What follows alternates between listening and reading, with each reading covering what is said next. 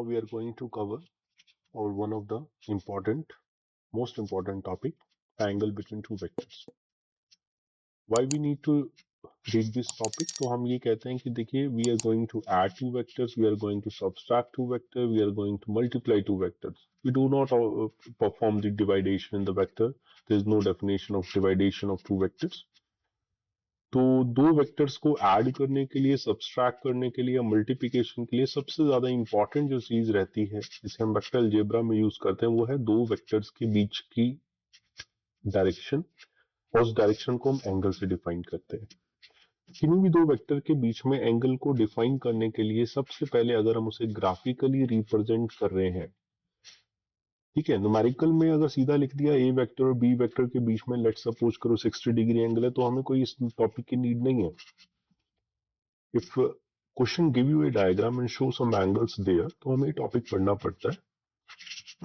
ये कहता है कि अगर दो वेक्टर्स के बीच में हम लोगों को एंगल को डिफाइन करना है, तो कैसे डिफाइन करना है? तो हम कहते हैं दोनों वेक्टर को इस तरह से मैच करिए कि वो दोनों के हेड के साथ हेड मिला हो,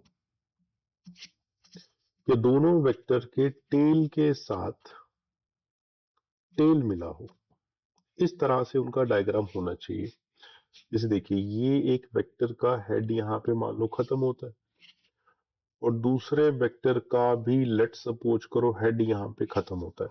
तो ये दोनों किस तरह से मीट कर रहे हैं? हेड के साथ हेड मीट कर रहे हैं।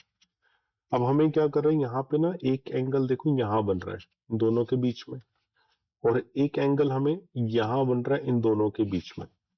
तो वेक्टर्स के अंदर जब भी एंगल को डिफाइन किया जाता है तो वो एंगल ध्यान रखिएगा that should be less than और इक्वल्स टू 180 डिग्री ओनली, ठीक है, greater than equals to 0 degree. तो 0 से 180 के बीच की रेंज का एंगल होना चाहिए। तो इसका मतलब हम इसके बैक साइड वाला जो एंगल है उसको हम नहीं कंसीडर करेंगे, और यहाँ वाले एंगल को कहेंगे कि ये दोनों वेक्टर्स के बीच का एंगल है, क्योंकि वो हेड से हेड मिले हुए हैं। टेल से टेल मिलने का मतलब ये होता है कि एक वेक्टर को लेट सपोज करो आपने ऐसे ड्रॉ किया, और दूसरे वेक्टर को भी आपने इस तरह से ड्रॉ किया कि दोनों का टेल के साथ टेल मैच हो गया। यहाँ देखिए, टेल के साथ टेल मैच हो गया, तो यहाँ जो दोनों के बीच में एंगल बनेगा that is called the angle between two vectors. अब बात आती है कि अगर कोई डायग्राम मान लीजिए कुछ इस तरह से बना हुआ है कि एक हमने यहाँ पे ऐसा बनाया और एक हमने ऐसा बना दिया। अब यहाँ पे ये हेड मैच हो रहा है और यहाँ पे ये हमारे पास टेल मैच हो रहा है। तो ये ऊपर वाली कंडीशन कहती है या तो हेड के साथ हेड हो या टेल के साथ टेल हो।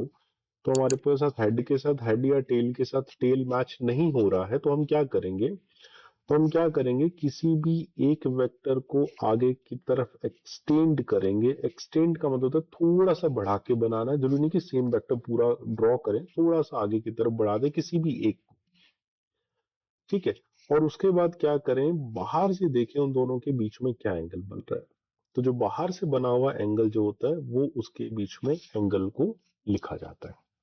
फर्स्ट, हेड से हेड मिले होने चाहिए, टेल से टेल मिले होने चाहिए। अगर हेड के साथ टेल मैच होता है, हेड टू टेल मैच होता है, then take theta from extending anyone.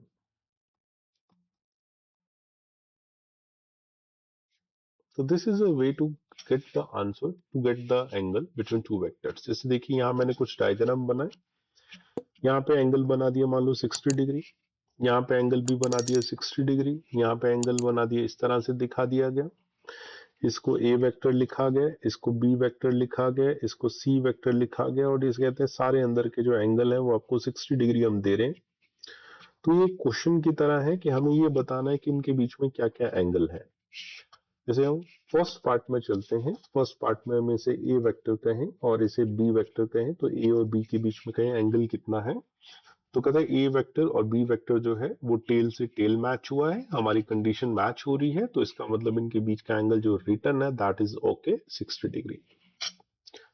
Second वाले पार्ट के अंदर अगर हम बात करें, जो सेकंड वाला पार्ट हमारे पास है उसके अंदर हमारे पास हेड के साथ जाके टेल मैच हो गया है, और अगर हेड के साथ टेल मैच हो गया है तो हमारा थर्ड ऑप्शन कहता है एक्सटेंड एनी वन। तो इसका मतलब किसी एक को बाहर ऐसे एक्सटेंड करें और एंगल को बाहर से मेजरमेंट करें। बाहर से मेजरमेंट करें तो टोटल लाइन के ऊपर एंगल 180 होता है, जिसमें इनसाइड 60 होने की वजह से यहाँ पे 120 डिग्री एंगल मिलेगा। यहाँ पे ये 90 डिग्री है, इसको एक्सटेंड करेंगे तो भी 90 मिलेगा।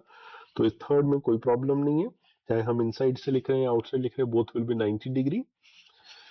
यहाँ पे फोर्थ ऑप्शन के अंदर हमने आपको जो डायग्राम दिया है उसमें आपसे पूछा गया ए के बीच में बी में बताएं एंगल क्या है, बी एंड सी में एंगल बताएं क्या है, और सी एंड ए के अंदर एंगल क्या है। ठीक है, तो ए और बी से स्टार्ट करते हैं। तो ए और बी को स्टार्ट कर, तो ए का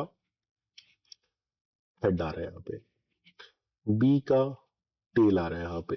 तो हेड के साथ टेल होने की वजह से बाहर से मेजरमेंट होगा।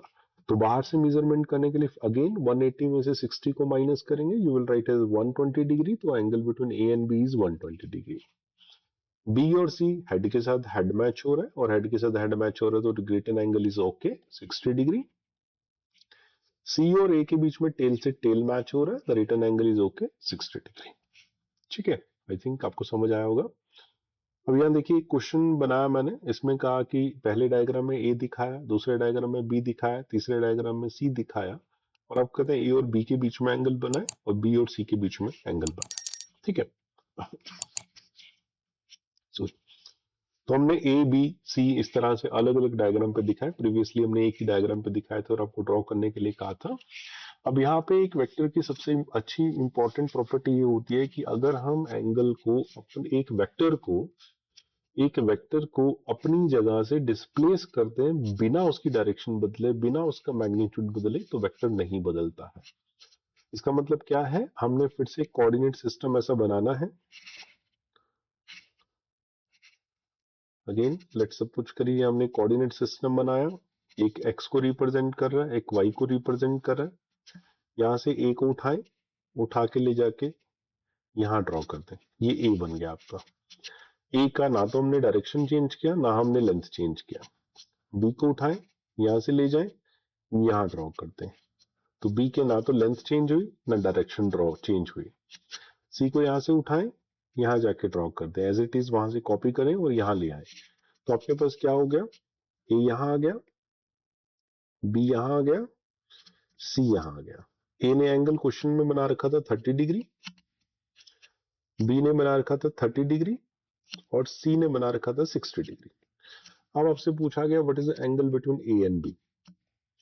तो ए एंड बी के बीच में यहां से लेके यहां तक एंगल हमें लिखना होगा, तो we will write as 30 plus 30 60 degree. Question कहता है what is the angle between B and C. B and C के लिए हमें यहां से चल के यहां जाना होगा, तो यहां से यहां तक जाना पड़ेगा। तो एंगल टोटल देखिए क्या क्या बन रहा है हमारे पास, हम कहेंगे यहां से यहां तक 60 है, प्लस यहाँ पे 30 है, तो टोटल क्या हो गया 90 डिग्री। फिर हमें कहते हैं what is the angle between A vector and C vector. तो ए और सी के बीच के एंगल के लिए हमें इतना लेना होगा। ठीक है, इतना लेने के लिए हम क्या कहेंगे, हम ये कहेंगे कि इसने एक्स एक्सिस से टोटल एंगल क्या बना 60 बना, ये क्या बना था 30 बना था, तो बच कितना गया 30 डिग्री ओनली। तो ए और सी के बीच का एंगल है 30 डिग्री। ठीक है, तो ये हमारा एक क्वेश्चन हुआ। अब देखिए, अब आते हैं इसके बाद हमने यहाँ पे एंगल सीख लिया। एंगल सीखने के बाद एक छोटा सा एक टॉपिक आता है जिसे हम कहते हैं सम इम्पॉर्टेंट ट्राइंगल। यहाँ मैं एक ट्राइंगल बनाने वाला हूँ, इसको आपको याद रखना है। इसके जो एंगल्स होते हैं वो हमारे पास पूरे फिजिक्स में बार बार यूज आते हैं। और ये ट्राइंगल एक राइट एंगल ट्राइंगल है और कुछ खास नहीं, राइट एंगल ट्राइंगल है, जिसके अंदर हमने जो है इस तरह से इसका डायग्राम बनाया। देखिए एक इस तरह से बनाया, और लेट्स से दूसरे वाला कुछ इस तरह से बनाया। ये राइट एंगल ट्राइंगल बना है। फर्स्ट राइट एंगल ट्राइंगल के अंदर यहाँ पे साइड का नाम 3 दिया गया, ये 4 दिया गया, ये आपके पास 5 दिया गया, 3 4 5 राइट एंगल ट्राइंगल। इसके अंदर यहाँ 4 दिया गया, यहाँ 3 दिया गया, और यहाँ पे 5 दिया गया। 3 4 5, एक में 3 क्या परपेंडिकुलर है और एक में 4 क्या परपेंडिकुलर है। ठीक है, ठीक है, यहाँ पे हम दो एंगल की बात करते हैं, एक एंगल है 37 डिग्री और एक एंगल आपके पास है 53 डिग्री।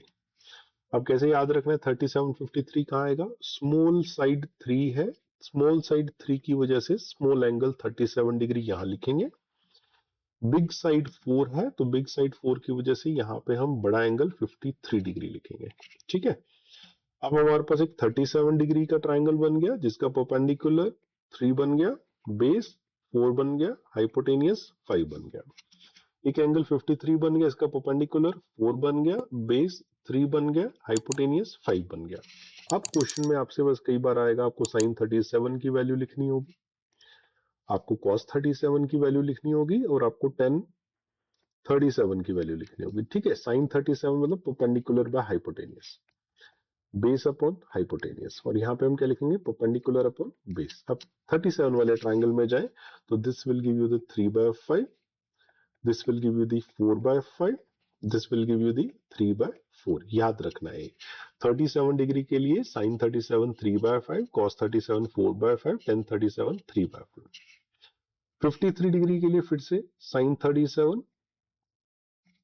37 तो हो गया, तो अभी हम कहते हैं साइन 53 डिग्री, तो perpendicular is 4, hypotenuse is 5, cos 53 degree, base is 3, hypotenuse 5, tan 53 degree, perpendicular is 4 and base is 3. So by this way we can remember this way, एक ट्राइंगल जिसकी साइड है 3 4 5, छोटे साइड के सामने छोटा एंगल लिखेंगे 37, इस तरह से याद रहेगा तो हमें पता रहेगा 3 परपेंडिकुलर बनने वाला है, बड़े साइड जो है उसके सामने बड़ा एंगल लिखेंगे, 5 हमेशा हाइपोटेनियस रहेगा, उसको बड़ी साइड या छोटी साइड हम नहीं कहेंगे। ठीक है, तो अब हमारे पास जो है वेक्टर अलजेब्रा स्टार्ट होने तक के लेवल तक हमने पढ़ लिया है, और अब हमारे पास नेक्स्ट जो हमारा लेक्चर या ज्वाइन होगा वो हम वेक्टर अलजेब्रा एडिशन से स्टार्ट करेंगे।